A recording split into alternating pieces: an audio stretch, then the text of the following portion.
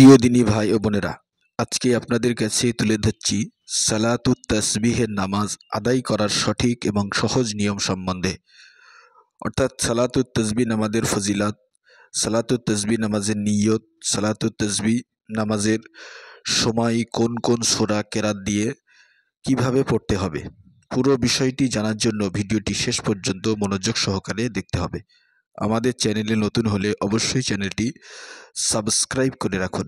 কিতাবের ভিতরে বর্ণিত আছে, হুজুর সাল্লাল্লাহু আলাইহি সাল্লাম নিজের চাচা হযরতে আব্বাস রাদিয়াল্লাহু তাআলা আনহুকে এই নামাজ শিক্ষা দিয়ে বলেছিলেন, চাচা যান, দৈনিক একবার এই নামাজ পড়বেন, না পারেন সপ্তাহে একবার পড়বেন, না পারেন মাসে একবার পড়বেন, না পারেন বছরে একবার পড়বেন, তাও যদি না পারেন কমপক্ষে সারা জীবনে একবার অন্তত পড়বেন।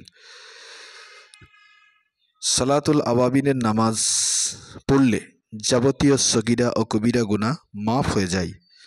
নিয়ত হলো নওয়াইতুয়ান উসাল্লিয়া লিল্লাহি তাআলা আরবা'a রাকাআতে সলাতি তাসবিহ সুন্নাতু রাসূলিল্লাহি তাআলা মুতাওয়াজ্জিহান ইলা জিহাতিল কা'বাতিশ শরীফাতি আল্লাহু আকবার। সালাতুত তাসবিহ নামাজ পড়ার নিয়ম হলো, এক নিয়তে ও এক সালামে 4 রাকাত নামাজ আদায় করতে হবে। এর জন্য কোনো নির্দিষ্ট ওয়াক্ত বা সময় নেই, কেবল নিষিদ্ধ ও মাকরু ওয়াক্ত ব্যতীত।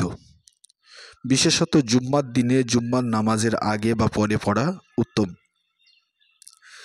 নিয়ত ও তাকবীরে তাহরিমার পর অর্থাৎ আল্লাহু আকবার বলে নিয়ত বাঁধার পর দোয়া সানা আউযুবিল্লাহ বিসমিল্লাহ সম্পূর্ণ পড়ে সূরা ফাতিহার আগে এই দোয়াটি 15 বার পড়বে।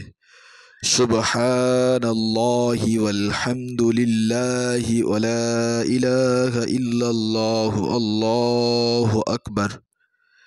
প্রতি রাকাতে 75 বার অর্থাৎ 4 রাকাতে 75 × 4 300 বার এই তাসবিহ পড়তে হবে।